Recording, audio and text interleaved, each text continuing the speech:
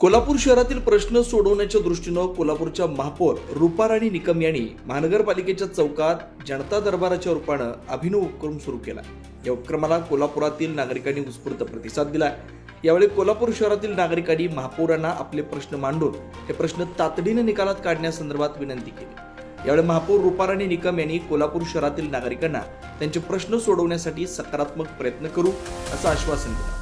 यावेळी 15 दिवसांची डेडलाईन देत जनता दरबारात महापौर रूपाराणी निकमांनी जनतेच्या प्रश्नांबाबत प्रशासनाला कडक आदेश दिले।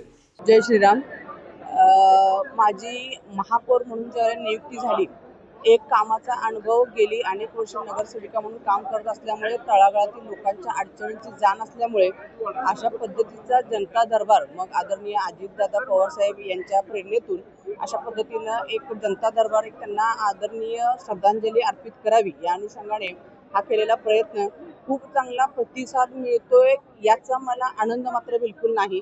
कारण मला असं वाटतं की जेवढे जादा गर्दी तेवढे माझ्या शहरामधील प्रश्न आहेत असं मला वाटतं। तेव्हा मला आनंद झालेला नाही, मला दुःख झालेलं आहे। प्रशासनाच्याही काही गोष्टी आहेत की त्यांनाही काही अडचणी आहेत, त्यांना फेस करावं लागतंय आणि त्याच्या अनुषंगाने प्रशासन, सर्व पदाधिकारी, सर्व नगरसेवक यांच्या सगळ्यांच्या मदतीने येणाऱ्या नजदीकच्या लवकरच्या काळामध्ये फक्त मी 15 दिवसाचा कालावधी अधिकारी लोकांना दिलेला आहे आणि त्या अनुषंगाने कोल्हापूर शहरातील लवकरात लवकर प्रश्न निकालात काढण्याचा माझा हेतू आहे। कारण मी सध्या ॲक्शन मोडवर आहे।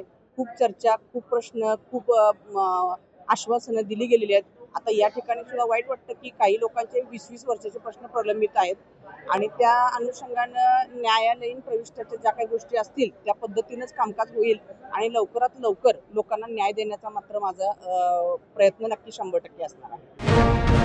अशाच ताज्या अपडेटसाठी महासत्ता न्यूजला सबस्क्राईब करा।